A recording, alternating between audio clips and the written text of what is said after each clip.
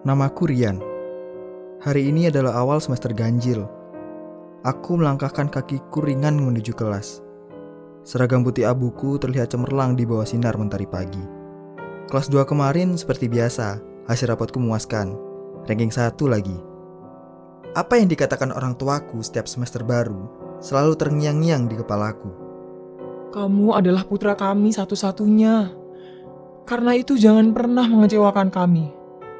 Mama dan Papa menjadi seperti sekarang ini karena perjuangan kami yang sangat berat. Kamu ingin seperti kami kan? Menjadi orang terpandang, punya keahlian, disegani, dan berpenghasilan besar? Belajar dan belajarlah. Belajar adalah kuncinya. Jangan sampai ada hal-hal lain yang mengusik dan membuatmu lemah. Aku terkadang merasa lelah dan bosan dengan semua yang harus aku jalani. Les ini, les itu. Sesekali ingin rasanya mengalihkan pandanganku barang sejenak untuk melihat dunia. Dunia remaja yang indah. Namun, aku selalu meyakinkan diriku sendiri bahwa semua itu hanyalah keinginan yang tak layak aku dapatkan. Aku tidak ingin membuat orang tuaku kecewa. Aku tidak ingin membuat rasa bangga orang tuaku luntur ketika ada pertemuan keluarga. Pagi yang ribut. Semua orang berceloteh gembira, saling bercerita tentang liburan yang mereka lalui 2 minggu kemarin.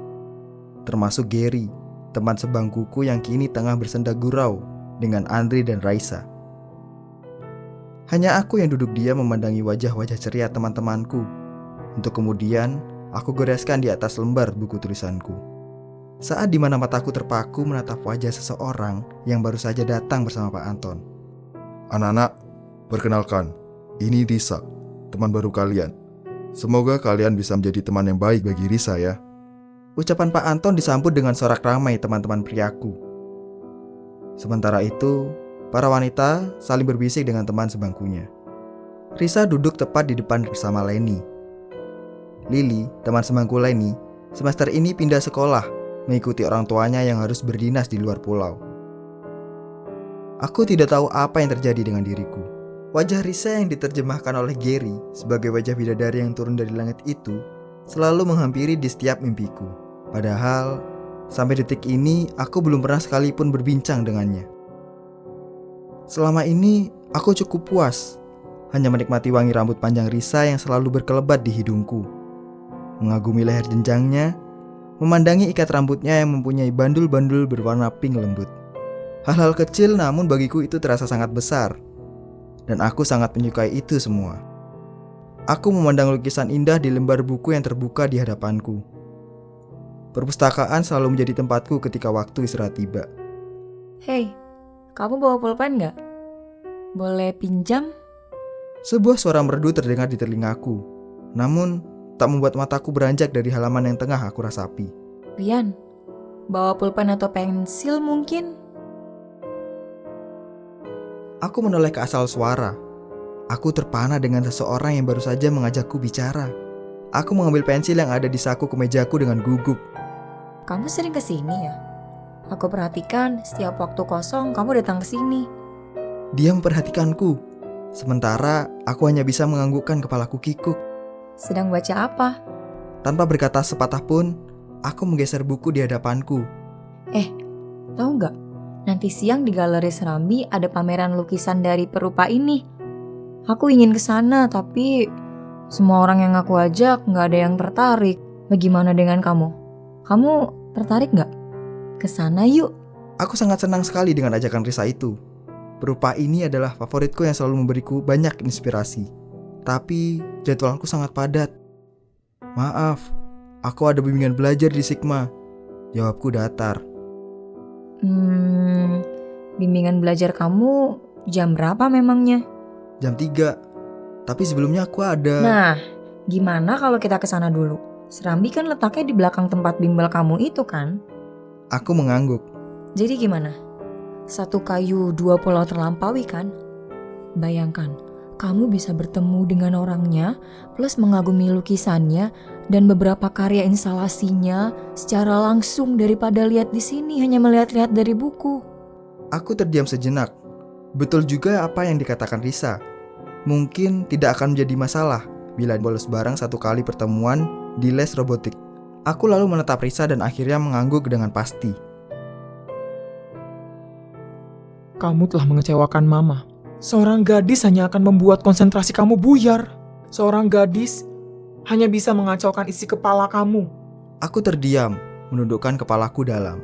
Kamu tahu, apa yang Mama dan Papa lakukan terhadap kamu adalah demi kebaikan kamu sendiri. Demi masa depan kamu. Agar kamu bisa melakukan banyak hal. Menjadi yang terunggul dan tidak mudah tumbangkan. Aku mendengus. Aku tak ingin menjadi manusia super. Aku hanya ingin menjadi diriku sendiri. Sejak mamaku berbicara keras kepadaku, aku selalu menghindari Risa dan membuat gadis itu bertanya-tanya. Aku hanya bicara seperlunya bila Risa mengajakku berbincang. 1 tahun setelah aku lewati dengan baik, nilai UN-ku adalah yang tertinggi di sekolah. Bukan main bangganya kedua orang tuaku. Bukannya merasa senang, aku justru sedih karena saat ini apa yang aku cita-citakan telah kandas di tangan orang tuaku sendiri. Aku menatap formulir pendaftaran masuk perguruan tinggi itu dengan hati yang terkoyak. Hei, sudah lama kita nggak ngobrol ya? Aku terlonjak. Risa tersenyum. Awalnya, aku berpikir untuk pergi dari tempat itu. Namun aku urungkan. Aku meyakinkan diriku sendiri bahwa mungkin ini adalah pertemuan terakhirku dengan gadis itu. Karena sebentar lagi, mereka akan keluar dari sekolah ini untuk melanjutkan pendidikan ke jenjang yang lebih tinggi. Selamat ya, seperti biasa, kamu memang tak tergoyahkan. Makasih. Selamat juga untuk kamu. Risa melirik kertas yang ada di tanganku. Rencananya pilih jurusan apa? Seni rupa? Aku menggeleng. Arsitektur? Aku menggeleng lagi. Lalu? Kedokteran. Oh ya, ternyata aku salah tebak ya. Kamu gak salah tebak. Kalau boleh memilih, aku memang ingin masuk ke salah satu jurusan itu. Lantas, kenapa enggak? Aku menaikkan bahuku. Risa menatap wajah murung wajahku. Keinginan orang tua ya? Aku mengangguk. Kamu gak ngomong apa yang kamu inginkan. Percuma. Aku tidak berhak mempunyai keinginan. Ada yang bilang anak adalah aset. Dan aset tidak bisa berkembang sendiri tanpa campur tangan sang pemilik aset. Risa menggigit bibirnya. Hei, semangat ya.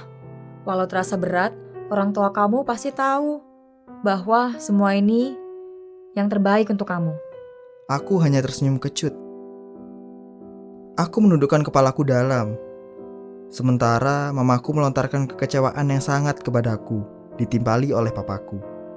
Marah, kesal, kecewa mereka lampiaskan saat itu juga. Telingaku sampai panas dibuatnya. Aku tahu ini memang salahku karena telah mengecewakan orang tuaku. Sebenarnya soal-soal itu mudah saja bagiku. Namun, entah apa yang ada di dalam pikiranku saat itu, sehingga aku menghitami bulatan-bulatan yang bukan seharusnya. Mulai besok akan ada guru privat untuk kamu. Kamu tidak ingin mengecewakan Mama dan Papa lagi tahun depan kan? Aku hanya mengangguk lemah. Sekarang, masuk kamar. Kamu dihukum. Itulah yang pantas kamu dapatkan saat ini. Aku berjalan sangat lemah memasuki kamarku. Hatiku tercabik. Tuhan, aku lelah. Maafkan aku.